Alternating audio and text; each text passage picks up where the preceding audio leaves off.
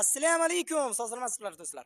Men sizlarga hozir asab, stress, depressiya, yurak takardiyasi tezlashishi, ritm buzilishi va hamda yurakdagi kuchli og'riqlar va hamda qon quyilishida, uyqu buzilib umuman uxlamay qoladigan darajada kelganingizda ham juda ham xudo xolasa shifo beradigan, natijasi a'lo darajada bo'ladigan, inshaalloh foyda beradigan tabiiy giyohlar majmuasini ko'rsataman. Hurmat birodarlar.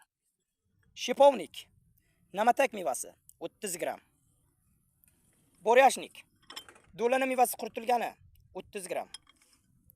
Pusternik, arslon quyrug'i o'ti quritilgani 20 gram. Ayiq tovon, ayiq quyruq ham deb aytiladi. Ruscha nomini bilmayman, tonib oling. 20 gram. Va hamda karkadi guli quritilgani 20 gram.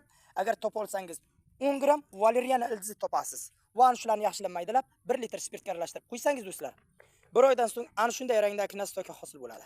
Ana shu nastoykani 10 tomchi, 13 tomchigacha har kechga 100 gram suvga solib iste'mol qilasiz.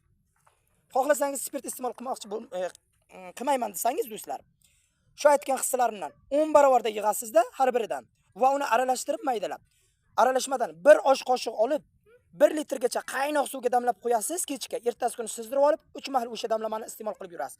1 oy 2 oygacha qarabsizki, xudo xolasa, yuqorida aytib o'tgan barcha kasalliklarga inshaalloh shifo qilmasdan qo'ymaydi. Sog' salomat bo'ling, Allohga omonatsiz xayr, asosiysi o'zingiz asrang.